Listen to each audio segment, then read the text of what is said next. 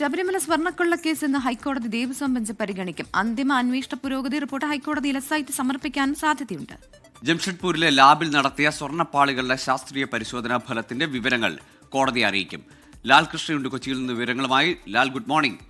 കഴിഞ്ഞ ദിവസം തന്നെ ഈ റിപ്പോർട്ടിന്റെ ചില വിവരങ്ങൾ പുറത്തു വന്നിരുന്നു. പാളികൾ അപ്പാടെ മാറ്റിയില്ല, അതിലെ സ്വർണം മാത്രമാണ്, പൊതിഞ്ഞ സ്വർണം മാറ്റി കുറച്ച് സ്വർണം പൂശി എന്ന ഒരു കണ്ടെത്തലിലേക്കാണ് വന്നത്. എത്ര അളവിൽ എത്ര സ്വർണം മാറ്റി എന്നത് സംബന്ധിച്ചൊരു കൃത്യമായ കണക്കൊക്കെ ഇന്ന് പ്രതീക്ഷിക്കുകയാണ്. അതായത് ഈ കേസിന്റെ അന്വേഷണത്തിന്റെ ഒരു അന്തിമ റിപ്പോർട്ട് ഇന്ന് കോടതിയിലെത്തുമോ?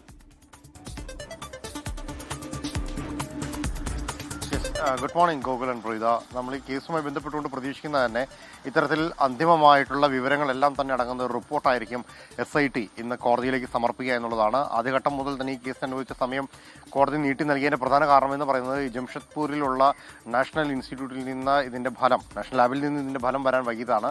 36-ലേറെ സാമ്പിളുകളാണ് ഇതുമായി ബന്ധപ്പെട്ടുകൊണ്ട് SIT തന്നെ സമർപ്പിച്ചിട്ടുണ്ടായിരുന്നത്.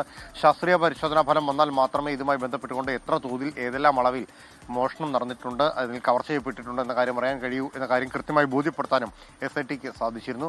അതുകൊണ്ട് തന്നെയാണ് ഈ വിവരങ്ങൾ അടങ്ങിയ വിശദമായ റിപ്പോർട്ട് ഇന്ന് ഹൈക്കോടതിയിലെ ദേവസ്വം ബെഞ്ചിന് മുന്നിൽ സമർപ്പിക്കും എന്ന് പ്രതീക്ഷിക്കുന്നതിന്റെ പ്രധാന കാരണമെന്ന് പറയുന്നത് കേസിൽ വളരെ നിർണായകമാകുന്ന ഒന്നുകൂടിയായിരിക്കും ഇന്ന് SIT സമർപ്പിക്കുന്ന റിപ്പോർട്ട് എന്ന് പറയുന്നത്. കാരണം ഈ കേസുമായി ബന്ധപ്പെട്ടുകൊണ്ട് ആരെല്ലാം ഏതെല്ലാം തരത്തിൽ ഇടപെട്ടിട്ടുണ്ട്, എന്തെല്ലാം തരത്തിലുള്ള തിരിമറികൾ നടത്തിയിട്ടുണ്ടെന്ന് അടക്കമുള്ള കാര്യങ്ങൾ ഇതുമായി ബന്ധപ്പെട്ടുകൊണ്ട് SITക്ക് പൂർണ്ണമായി സമർപ്പിക്കാൻ കഴിയുന്നതും ഈ ശാസ്ത്രീയ പരിശോധനാ ഫലത്തിന്റെ അടിസ്ഥാനത്തിലായിരിക്കും എന്നുള്ളത് തന്നെയാണ്.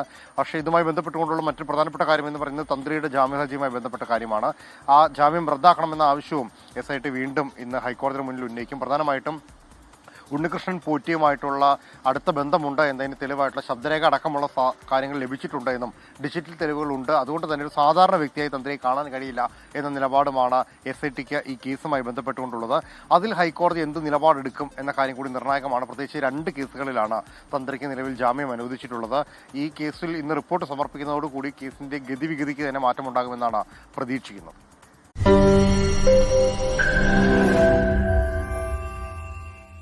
ലോകത്തെവിടെയായാലും ഏത് സമയത്തും 24 വാർത്തകളും ഓഗ്മെന്റഡ് റിയാലിറ്റി പാക്കേജുകളും എക്സ്പ്ലെയിനറുകളും വിശദമായി കാണാൻ ഞങ്ങളുടെ YouTube ചാനൽ നിങ്ങൾക്ക് സബ്സ്ക്രൈബ് ചെയ്യാം.